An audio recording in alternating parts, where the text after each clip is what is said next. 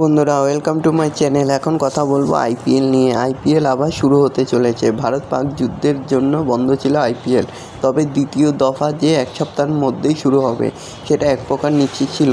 সোমবার রাতে ঘোষিত হলো আইপিএলের দ্বিতীয় দফার সূচি। লিগ পর্যায়ের 12টি ম্যাচ ছাড়াও প্লে অফ ও ফাইনাল বাকি ছিল। কবে কোথায় হবে সেটাই জানাবো। এরকমই সব আইপিএলের খবর প্রতিদিন জানতে হলে চ্যানেলটিকে অতি শীঘ্রই লাইক, কমেন্ট, সাবস্ক্রাইব করতে ভুলো না। আর বন্ধুদের মধ্যে প্রচুর পরিমাণে শেয়ার করে দাও, যাতে আমার 4000 ঘন্টা ওয়াচ টাইম খুব শীঘ্রই পূর্ণ হয়ে যায়। তো বন্ধুরা, যুদ্ধের জন্য খেলা বন্ধ ছিল, তবে আবার সেটা শুরু হতে চলেছে এক সপ্তাহের মধ্যেই। তবে সোমবার রাতে ঘোষণা হয়ে গেছিলো যে আইপিএল আবার শুরু হতে চলেছে।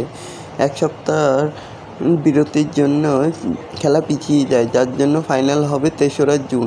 তবে আগামী 17 মে থেকে টুর্নামেন্ট শুরু হচ্ছে, যেটা হওয়ার কথা ছিল 25শে মে। তবে প্রথম কোয়ালিফায়ার হবে 29শে মে আর এলিমেন্টার 30শে মে। দ্বিতীয় কোয়ালিফায়ার হবে 1 জুন। নতুন সূচি অনুযায়ী 6টি ভেন্যুতেই সব ম্যাচগুলো হবে। দ্বিতীয় দফার প্রথম ম্যাচে মুখোমুখি হবে আরসিবি ভার্সেস কেকেআর। এই ম্যাচটি হবে বেঙ্গালুরুতে। এছাড়া জয়পুর, লখনৌ, দিল্লি, মুম্বাই, আহমেদাবাদ গ্রুপ পর্বের বাকি ম্যাচগুলোও হবে। তবে Elementor play of O final কবে হবে সেটা এখনও জানানো হয়নি। তো বন্ধুরা, এরকমই সব খেলার খবর প্রতিনিয়ত জানতে হলে চ্যানেলটিকে অতি শীঘ্রই লাইক, কমেন্ট, সাবস্ক্রাইব করতে ভুলো না।